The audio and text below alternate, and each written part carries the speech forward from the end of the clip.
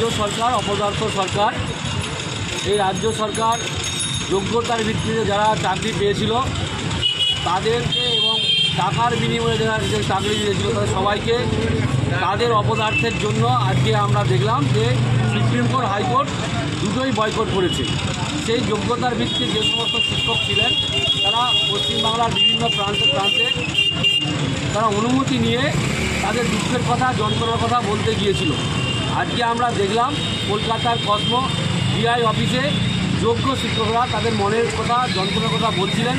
সেখানে আমরা দেখলাম সেই সমস্ত যোগ্য শিক্ষকদের উপর পুলিশ যেভাবে আক্রমণ করলো, পায়ে করে মারধর করলো এবং লাঠিচার্জ করেছে। এমন করে লাঠিচার্জ করলো মনে হয় যেন তারা চোর ডাকাত গুন্ডা।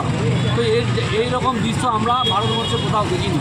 তো আমরা জানি যে শিক্ষার মেরুদণ্ড সমাজের মেরুদণ্ড, তাদের উপর যদি অন্যায় অত্যাচার হয় তাহলে এই রাজ্য কোন জায়গায় গেছে। তো আমরা চাইব, আমরা বুঝতে পারছি অবিলম্বে এই পশ্চিমবাংলায় রাষ্ট্রপতি শাসনের দরকার পড়েছে। 356 দ্বারা জারি করতে হবে, তা নাহলে পশ্চিমবাংলার আইন শৃঙ্খলা বলে কিছুই থাকবে না। তো সেই জন্য আমরা সেই সমস্ত শিক্ষকের পাশে থাকার জন্য আজকে আমরা অবরোধে নেমেছি, আন্দোলনে নেমেছি। আপনাদের সংবাদ মাধ্যমের মাধ্যমে সমস্ত স্তরের মানুষের কাছে আমরা ক্ষমা চেয়ে নিচ্ছি। আমরা আমাদের জন্য এই আন্দোলন বা পথ অবরোধে নামিনি। সেই সমস্ত শিক্ষক যারা যোগ্যতার ভিত্তিতে চাকরি পেয়েছিল তাদের জন্য আন্দোলনে নেমেছি। এলাকার সমস্ত স্তরের মানুষদেরকে বলবো, আপনারা আসুন, প্রতিবাদ করুন। শিক্ষা ব্যবস্থা সমাজ ব্যবস্থায় সরকার ভেঙে দিয়েছে, এই সরকারকে তুলে ফেলতে হবে, শিক্ষা ব্যবস্থাকে মজবুত করতে হবে এবং সমাজ ব্যবস্থাকে মজবুত করতে হবে। তারই প্রতিবাদে আমরা আন্দোলনে নেমেছি। চাকরি প্রার্থীদের স্বার্থে বিজেপির আন্দোলন চলছে, চলবে।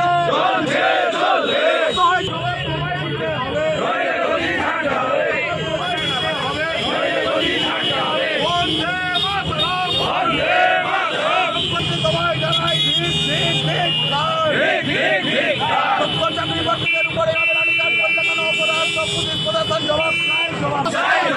জবাব তোমায় দিতে হবে।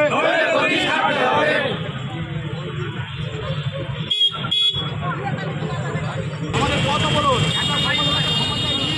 এবং এরপরেও যদি